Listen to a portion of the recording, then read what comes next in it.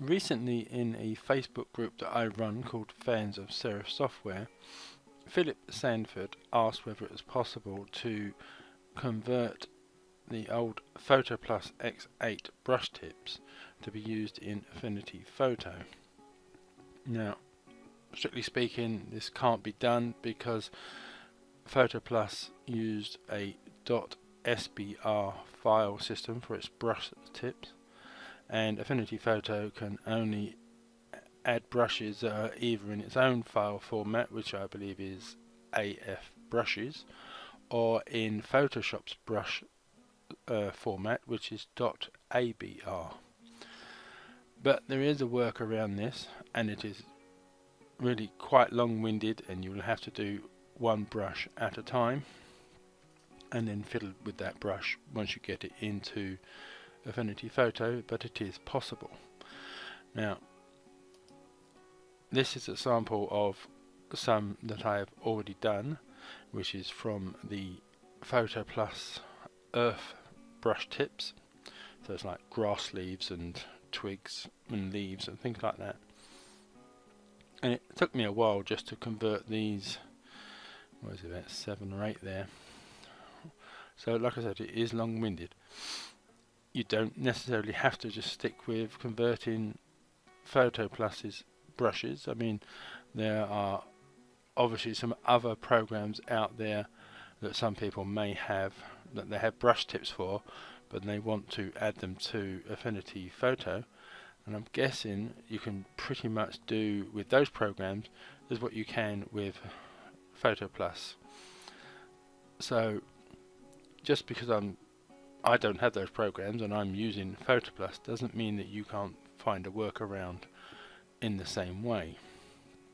So if I go to PhotoPlus, and if anybody that has not seen this program before, this was the forerunner to Affinity Photo, made by Serif, but it was only available on the PC.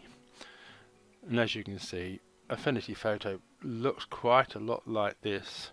They basically designed Affinity Photo the same way they originally designed PhotoPlus.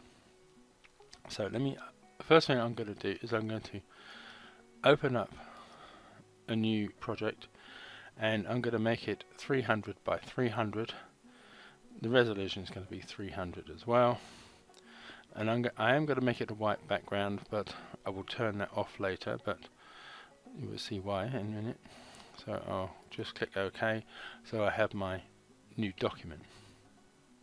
Now with the brush tips over here, it starts off with basic, pretty much like it does in Affinity Photo, and with the drop down menu you can see there are lots of different brush tips that you could use, and the one that I converted was Earth, which is all these various ones. I didn't do every single one of them, I just did the ones that I personally wanted to have a look at. So this time I'm going to have a look at what's got here, stamps, and I'm going to come down to splats, mainly because there's only 5 of them, so it should make this for a slightly quicker video. So I will select the brush, and I will select the first splat, and the first thing I need to do is to add a new layer above this white background. So I'll just click on this plus sign down here to add a layer, and what I'm going to do is I've got 5 of these. I'm going to add 4 layers on top of this. I've got all 5 of them. 1, 2, 3, 4. One more. Okay. So I'm going to highlight the first layer, and then I'm going to just put this in the center of this, and I'm going to click once. So I'm going to just hide that one, come to the next layer, get the next brush, do that there, hide this one, come to the next one, next layer, and then the next brush, do that there, hide that layer, highlight that layer 4, come to the next brush tip, and then hide that, come to the last layer, the last brush tip. This one's virtually fills up the whole thing there. So I've now have each of these 5 splats on different layers, and I will be exporting them one at a time. Now the reason why I started with the white background was just so I could see this better, but I don't actually want the white background, so I'm going to hide that. So I now just have the splat with no background, and I'm going to export each one individually. So I'll just come down to File, Export, and you've got to make sure that you're on Portable Network Graphics or PNG. There's a drop down menu here, you can pick the file format you want, and I think you do need to be above the 24-bit depth. I think if I go on to 24 it brings back the white background, so you need to be above 24, so on at least 32-bit depth, and you will have the non-white background. And it's just a case of exporting it and giving it a name. So I'm going to call this Stamp-Splat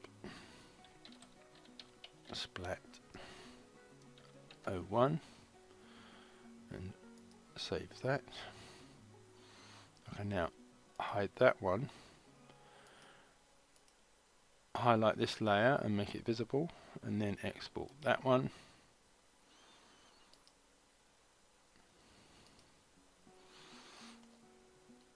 And then I'll just call this number 2.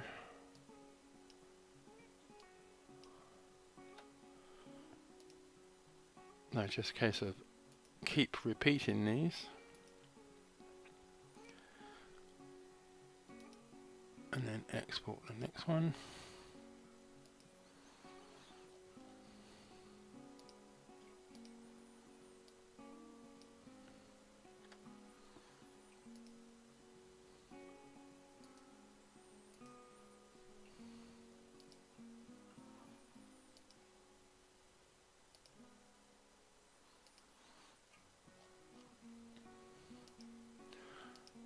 So it's taking a while. Like I said, this is a very long drawn out process, and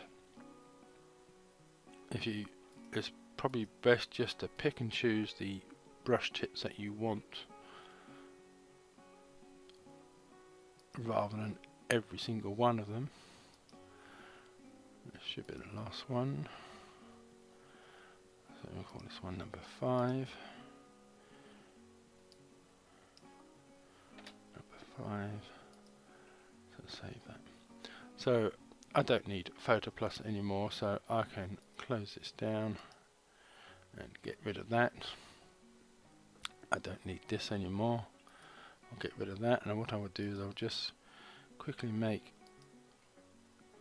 a new white sheet document so I can test these new brushes when I make them. So now I need to make a new category to put these brushes into. So if I come onto the brushes tab, and just to the right of the tab there's this little icon. If I click on that, I'm going to come down to create new category, which it will just call brushes. I'll come back to that menu and rename category, and I'm going to call this PhotoPlus X8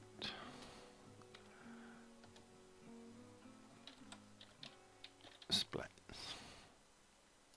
Okay, so that is now renamed that PhotoPlus X8 splats. So now we need to add the brushes into this category. So again, coming back to this menu, we're now going to come to new intensity brush, and then it's just a case of navigating to where you have saved those PNG files. So I'll go with number 1 first, click on that, and it will make my first brush tip. So I'm going to do the next one, 2,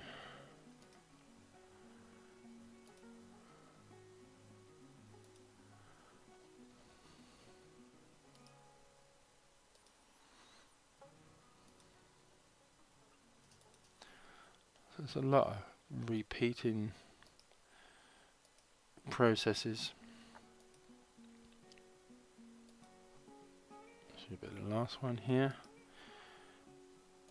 Right, open. So as you can see, all of these have been imported as 64 size pixel in size. So if I just come to the paintbrush tool and I select the first one, I'll just click the once. As you can see, it's quite small, but you know, like all brushes, you can increase the size like that. And I come to the next one again, increase the size. But what I'm going to do is I'll press Ctrl and Z 4 times to get rid of all of those, and I will put the size back down to 64, which is the default size. So what I'm going to do is I'm going to slightly alter these so the default size isn't so small. So I'm going to come to the first one. As you can see, if I put the cursor over the brush tips, they all have the names that I named them at the beginning. So I'm going to come to number 1, I'm going to double click on it, and it will open up the editing panel, and you can see the size is 64 pixels. Now you can't increase the size vastly at this point, because if I increase the sizes, once it gets to about, I think it's about 88 pixels, once you get back to above 88, it just doesn't increase in size, it just stays where it is. So what I'm going to do is I'm going to make this 88, so the default size is 88, and then I'm going to alter the spacing so that it doesn't overlap if I click and paint, so they're not overlapping so much, which I don't want to happen. And then I'll click close. So as you can now see, that is now sized 88, and the spacing is much further apart. So I'm going to do the same to all of these. So I'm going to make this 88, and then just increase the spacing so there's a little bit of gap between them, about there.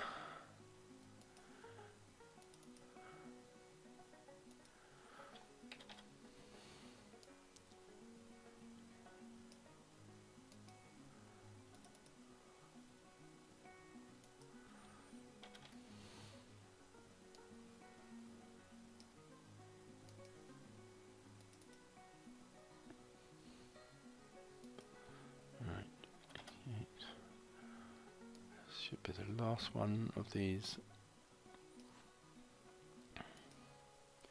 Right, so if I come back to the first one, and I'll just do one click, and then if I hold down the left mouse button and do it continuously, that's what that one looks like. So again, one click there, and then a continuous clicking, holding down the left mouse button, I mean. Okay.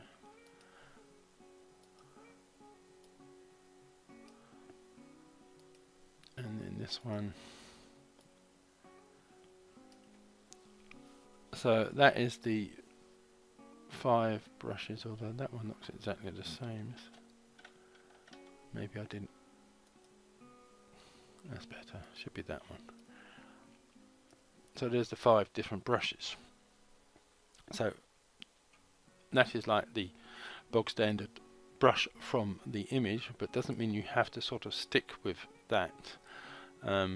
Which one probably work best? This one here, number 3, would probably work the best for what I'm going to do here. If I open this up again and I come to duplicate, and I will close that down, it has added a duplicate of that brush down here, and it's just called it brush copy. So I'm going to right click that, and I'm going to rename this brush. And what are these called again? I can't remember what I called them now. I think it was like stamp.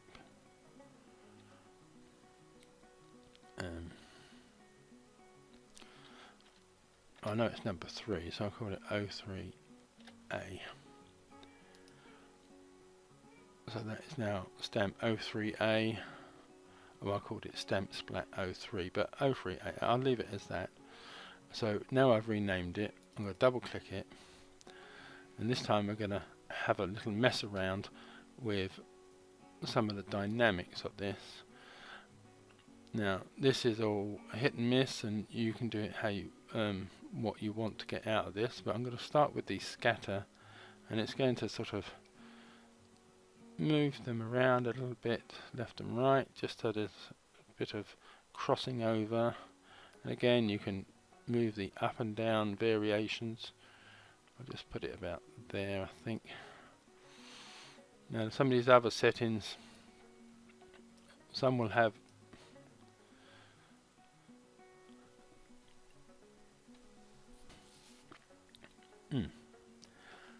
seems like that crashed a bit. Let's have a get back into that one. Sorry about that. Right, where was I? Rotation. So you could rotate some of these around, so you get a bit of variation.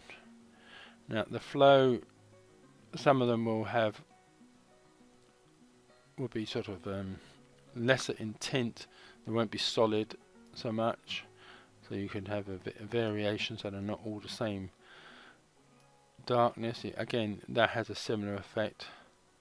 The accumulation jitter, and you can also alter how some of these look. If I say put that there, so basically you're just messing around with how it looks. You could then come back to the general, and you could again alter the spacing, a bit more tinkering there.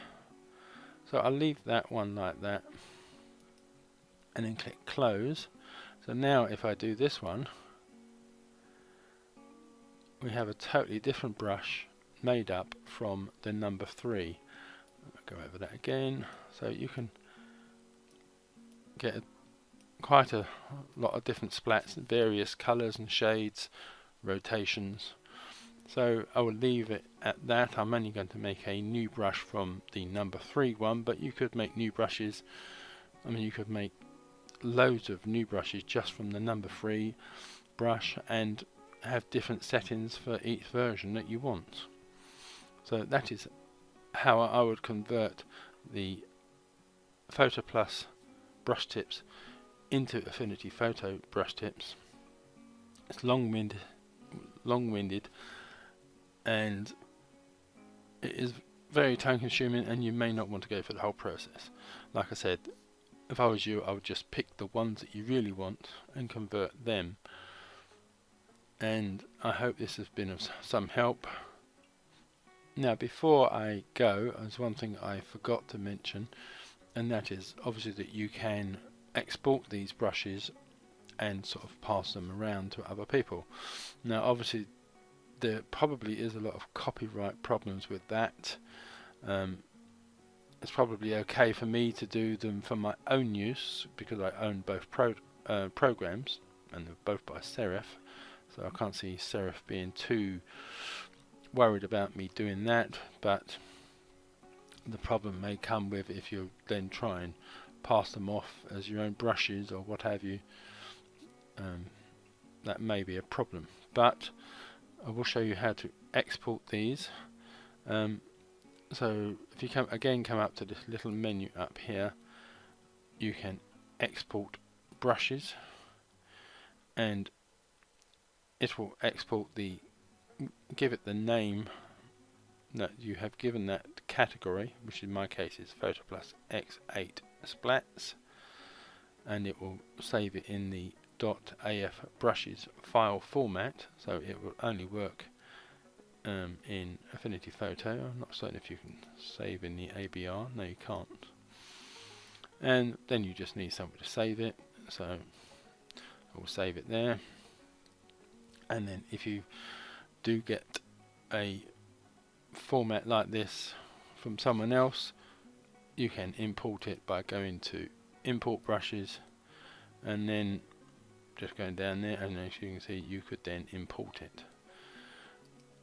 So that is how you can save your brush tips, which might be a good thing to do if you make your own, just in case your program crashes at some future point. If you've got them saved somewhere safe, you can always import them back in again without having to go through the whole process of remaking them all. So that is it. Thank you for watching, and goodbye.